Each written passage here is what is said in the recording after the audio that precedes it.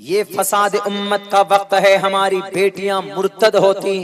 जैसे हजरत काजी साहब ने बयान किया, अभी कुछ दिनों पहले की बात है कि 17 बच्चियां सीमांचल, अपने इलाके में, आपका भी ये इलाका सीमांचल में आता है, 17 बच्चियां मुर्तद होते होते बची, मुर्तद हो गई थी। अपने ईमान का सौदा कर लिया था उन्होंने, बेच दिया था अपने ईमान को अगयार के हाथों, पैसों के हाथों, अल्लाह तबारक व तआला के अकीदे का सौदा किया। उनके सामने नोट दिखाए गए और गरीबी से बचने का रास्ता दिखाया गया। याद रखो हमारी समाज के माँ और बहनों, अगर पैसों की वजह से तुम अपने ईमान को बेचती हो तो ईमान एक मर्तबा आ जाए। ईमान एक ऐसी चीज नहीं है कि तुम कहीं से खरीद लोगे।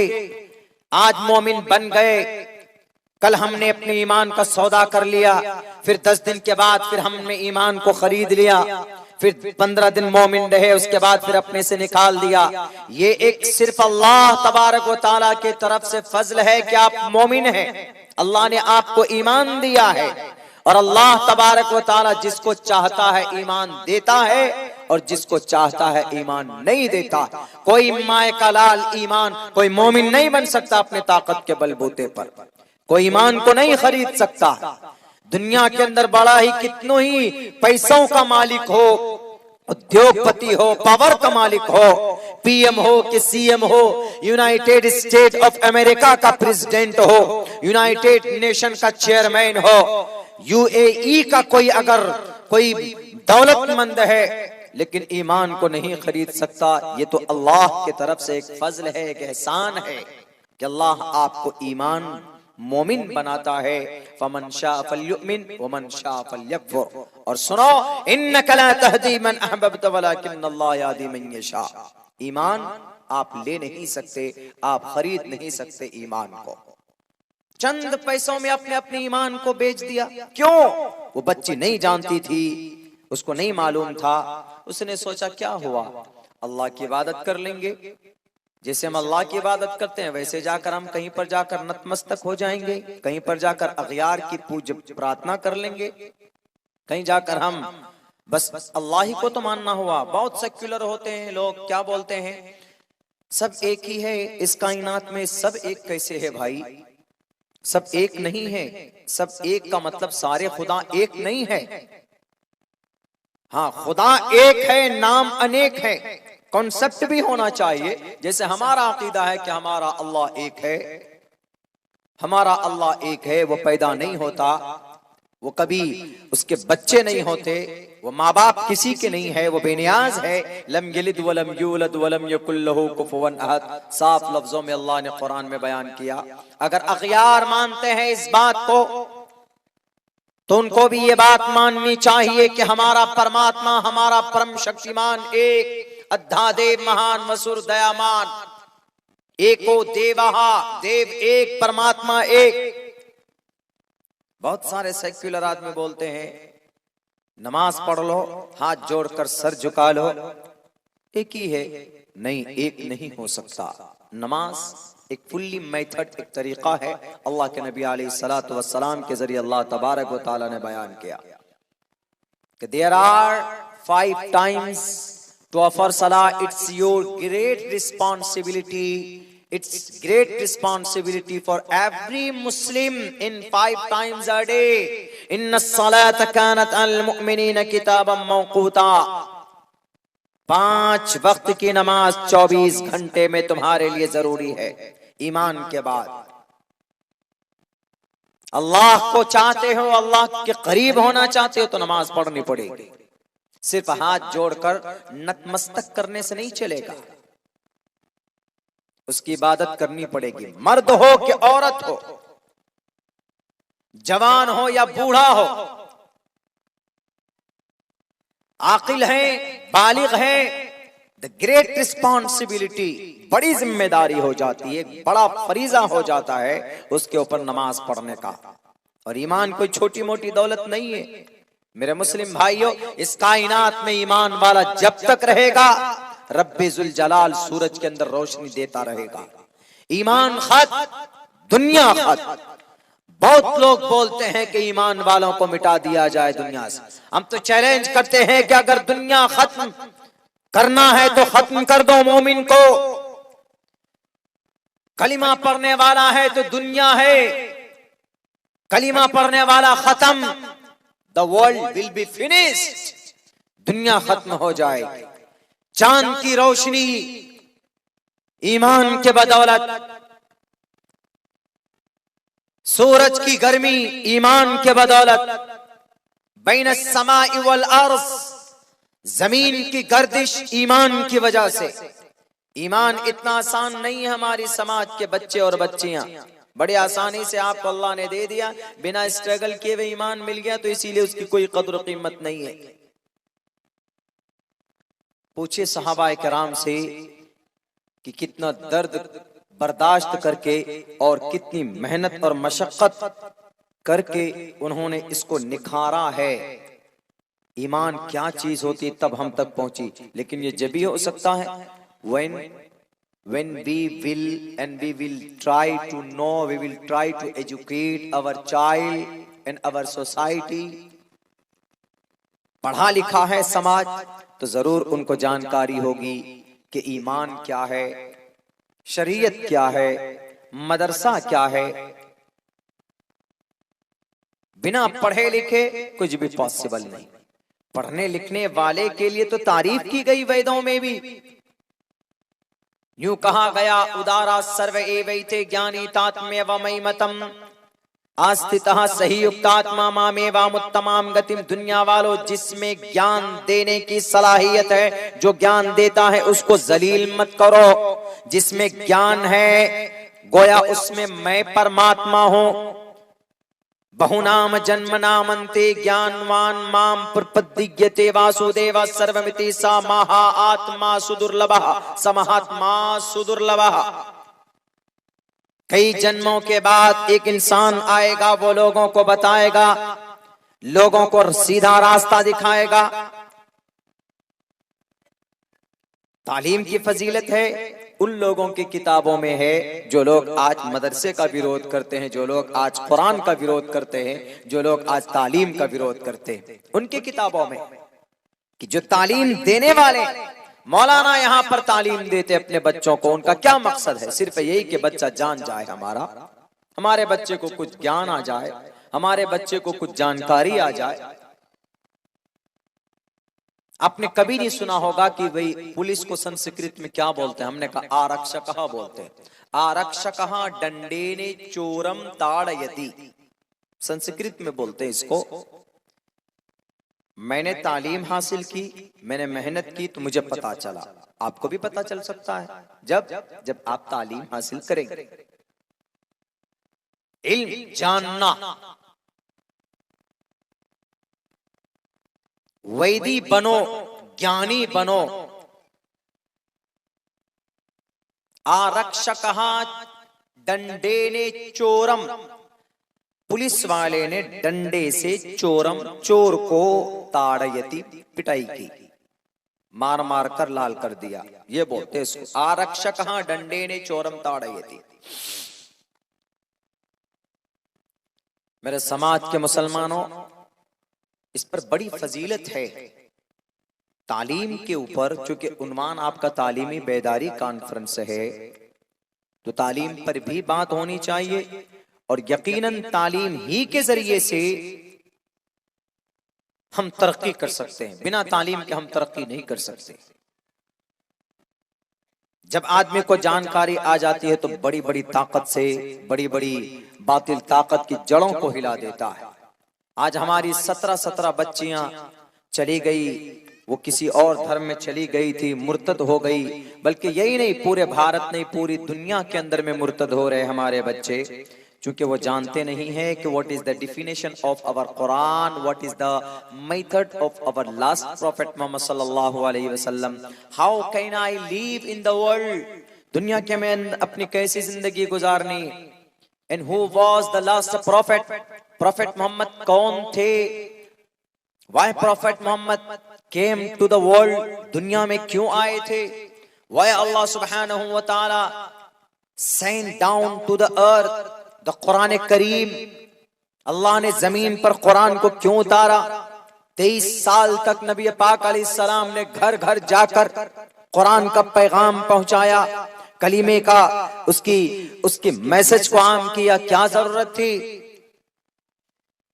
1000 तकरीबन 1000 नबी पाक अलैहिस्सलाम की पूरी जिंदगी के अंदर सहाबा कराम दर्दनाक अंदाज में शहीद किए गए। क्या जरूरत थी उनको शहीद होने की? क्या जरूरत थी उनको अपने खून को बहाने की? बड़ी आसानी से लोग एतराजात कर देते हैं इस्लाम पर। आपको अगर अपने धर्म के बारे में, अपने अकीदे के बारे में जानकारी नहीं होगा तो आप पैसों की वजह से अपने ईमान का सौदा कर लोगे। इसीलिए मेरे मुस्लिम भाइयों, तालीम जरूरी है। जो लोग जिनकी उम्र अच्छी हो गई, जो उम्र दराज हो गए, 40 साल 50 साल, वो अपने बच्चों को तालीम दीजिए, जरूर तालीम दीजिए अपने बच्चों को। अगर आपका बच्चा जाहिल रहेगा तो सिर्फ आप अपने घर में एक पत्थर की परवरिश कर रहे हैं बस। उस पत्थर को, बल्कि पत्थर में भी कभी कभी जान होती, जो पत्थर जिंदा है समंदर में, पानी में जो बढ़ते। ये इब्ने हैसम की खोज है, उसकी तहकीक है कि पत्थर पैदा कैसे होता है, हड्डी से कैसे पत्थर पैदा होता है और उसमें जान होती है। वो पत्थर फिर बढ़ता है एक जगह से दूसरी जगह, पत्थर स्टोन मूव करता है, चलता है। ये तहकीक पेश की। अगर आपने अपने बच्चे को तालीम नहीं दी तो आपका बच्चा आगे चलकर अपने ईमान से हाथ धो बैठेगा। अल्लाह के नबी अलैहिस्सलाम यूं फरमाए कि मोमिन के अंदर अगर ईमान है, अन इबादत इब्न सामित रज़ियल्लाहु अन्हु क़ाल समिअतु रसूलुल्लाह सल्लल्लाहु अलैहि वसल्लम, हजरत उबादा इब्न सामित रज़ियल्लाहु ताला अन्हु फरमाते हैं कि मैंने खुद ने अल्लाह के नबी को यह कहते हुए सुना, मन शहीदा अल्लाह इलाहा इल्लल्लाह, जो ईमान की गवाही दे, जो अल्लाह के एक होने की गवाही दे, हर्रमल्लाहु अलैहि नार, उस शख्स के ऊपर कभी भी जहन्नम की आग, उस शख्स के ऊपर जहन्नम की आग हराम। यानी जो मोमिन है, जिसके अंदर ईमान है, उस पे कभी भी जहन्नम की आग नहीं, वो जरूर जन्नत जाए। मन क़ाल ला इलाहा इल्लल्लाह दखलल जन्नह, मुस्लिम की दूसरी रिवायत है, उसमें अल्लाह के नबी फरमाते हैं कि जो इंसान दिल से कह ले कि मैं अल्लाह को एक मानता हूं, वो जन्नत जरूर जाएगा। मन क़ाल ला इलाहा इल्लल्लाह दखलल जन्नह, वो जन्नत जाएगा। और जिसका ईमान मजबूत हो, फिर वो कभी भी किसी से डरता नहीं है, किसी से नहीं डरता। तारीख गवाह उठा करके देख लीजिए आप। आपको याद होना चाहिए, हमारी माँ और बहनों, आप भी यहीं बैठे हैं, एक औरत का वाकया आपको सुनाता हूं। इस धरती के ऊपर एक बहुत बड़ा जालिम गुजरा है, बहुत बड़ा, खुदा का दावा करने वाला। उसका नाम क्या था? उसका नाम फिरौन था। इतनी बड़ी ताकत का मालिक कि शैतान उसके दरबार में गुलामी करते थे। शैतान उसका एडवाइजर था, शैतान उसका मुशीर खास था, हर मामले में शैतान से मशवरा किया करता था। उसकी बीवी का नाम आसिया, हजरत आसिया। आसिया बड़ी मोमिना और नेक औरत थी, बहुत ही दीनदार औरत थी। वो कब? जब उन्होंने हजरत मूसा अलैहिस्सलातु वस्सलाम की शरीयत को जाना, जब समझा। एक खादिमा थी, वो बताया करती थी, तो हजरत मूसा अलैहिस्सलाम के अल्लाह पर ईमान लाई, ये कहकर पहले कि मैं मूसा के अल्लाह पर ईमान लाती हूँ, मैं मूसा के दीन पर ईमान लाती हूँ, मैं मूसा की शरीयत को मानती हूँ। बहुत खूबसूरत, हसीन और जमील। और एक फिरौन का, एक जालिम बादशाह का, वो जालिम बादशाह वो फिरौन जो बच्चों को, लड़कों को ज़िबा कर देता था, बच्चियों को छोड़ देता था, सिर्फ इसलिए कि उसको किसी मजूसी ने यूं कहा था, किसी जादूगर ने यूं कहा था कि तुम्हारे साम्राज्य में एक लड़का ऐसा पैदा होगा कि जो तुम्हारे साम्राज्य के का खात्मे का सबब बनेगा। तो तब से वो ढूंढ ढूंढ कर घरों से बच्चों को पकड़ता, मर्द को पकड़ता, उसको ज़िबा कर देता। वही वयुज़ब्बिहून अब्नाअकुम वयस्तहयून निसाअकुम, औरतों को छोड़ देता था कि नहीं, हमें औरतों को कत्ल नहीं करना, इससे हमको कोई सरोकार नहीं। अलबत्ता मर्दों को कत्ल करता, बच्चों को कत्ल करता। उस वक्त किसी की हिम्मत नहीं थी कि वो फिरौन के सामने खड़े होकर दो टोक लफ्जों में उससे बात कर सके, लेकिन अगर किसी ने उनकी आंखों में आंखें डालकर बात की है तो वो एक मोमिना औरत थी, वो उसकी बीवी थी, आसिया थी। आसिया ने कहा कि फिरौन, जब पता चला आसिया के बारे में फिरौन को कि उसके घर में उसकी बीवी खुद मोमिना है और वो फिरौन को खुदा नहीं मानती, तो एक रोज बुला करके कहता है कि आसिया, तू मुझे खुदा मानती है कि नहीं मानती? मैं हूं इस धरती का सबसे बड़ा रब, मुझे खुदा मानो। तो आसिया ने कहा कि मैं तुझे खुदा नहीं मान सकती, मैं खुदा उसको मानती हूँ जिस खुदा ने तुझे ये पूरी की पूरी साम्राज्य और ये पूरी सल्तनत दी। तुम्हारे लिए भी बेहतर होगा तुम उसी एक खुदा को मानो और उस खुदा का फरस्तादा पैगंबर और रसूल मूसा अलैहिस्सलाम हैं, उनके मेथड के मुताबिक अपनी जिंदगी गुजारोगे तो इस धरती पर भी तुम कामयाब होगे और मरने के बाद भी कामयाबी तुम्हारी कदम चूमेगी। तो किसी हद तक उनकी तबलीग की वजह से, आसिया के कहने की वजह से फिरौन के दिल में एक शौक पैदा हुआ कि नहीं, मुझे ईमान कबूल करना चाहिए। तो उसने कहा कि मुझे थोड़ी मोहलत चाहिए, अपनी बीवी से कहता है कि मुझे थोड़ी मोहलत दो, मैं फिर ईमान कबूल करता हूं। फिरौन जालिम, वो मशवरा किससे करता है? रात को बुलाया इब्लीस को। इसीलिए कहते हैं ना कि आदमी को मशवरा अच्छे इंसान से करना चाहिए, गलत इंसान से नहीं। जब गलत इंसान से मशवरा करेंगे तो वो गलत मशवरा आपको देगा। कोई भी मैटर हो, मशवरा कीजिए। To meet with each other, get together, आप एक दूसरे से बैठकर डिस्कस करें। It's a good thing, it is a command of Allah. वशाविरहुम फिल अम्र फइज़ा अज़म्त फतवक्कल अलल्लाह। जब मशवरा हो जाए यकीन के साथ करो, मुस्तैदी के साथ करो, इस्तिकामत के साथ जमकर, अल्लाह जरूर उसको कामयाब करेगा। तो शैतान को बुलाकर कहता है कि I want to convert my religion into the Islam and what's your thought, क्या सोचते हो तुम, तुम्हारी क्या राय, please tell me. I want to convert my religion into the Islam, मैं इस्लाम को कबूल करना चाहता हूं, मुसलमान बनना चाहता हूं।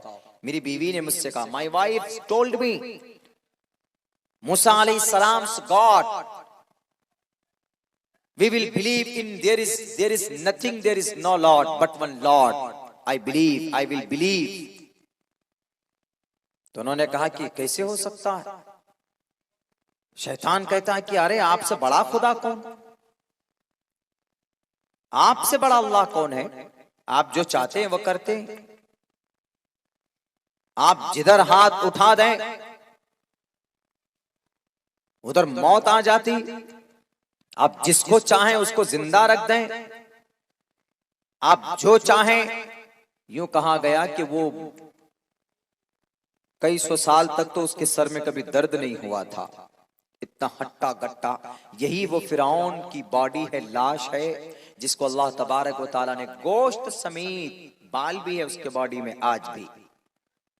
फल्यौम नुनज्जीका बिबदनिका लितकून लिमन खल्फका आया। इसी फिरौन की बॉडी से अमेरिकन साइंटिस्ट ने एक चीज हासिल की कि बॉडी को केमिकल के जरिए से सालों साल रख सकते हैं। क्यों? क्योंकि जब बिना केमिकल के, जब वो उस दरिया में अल्लाह ने फिरौन को गर्क किया था, तो वहां पर उस समंदर में, हर दरिया में जाएंगे आप, हर समंदर में जहां पर भी जाएंगे तो खारा पानी होता है, नमकीन। तो जब वो डूबा था, वहां मरा था, तो उसकी बॉडी के अंदर नमकीन पानी आ गए थे। तो उसी नमक वाली पानी का असर है कि आज तक फिरौन की बॉडी और उसकी खाल सूख कर, गोश्त सूख कर उसकी हड्डी से ऐसे चिपकी हुई है, यहां तक के बाल यूं जू कत्तू है, सफेद नहीं हुआ। तो इसीलिए अमेरिकन साइंटिस्ट ने कहा कि जब 3200 साल पहले एक बॉडी समंदर से मिलती है और उसमें आज तक बदबू नहीं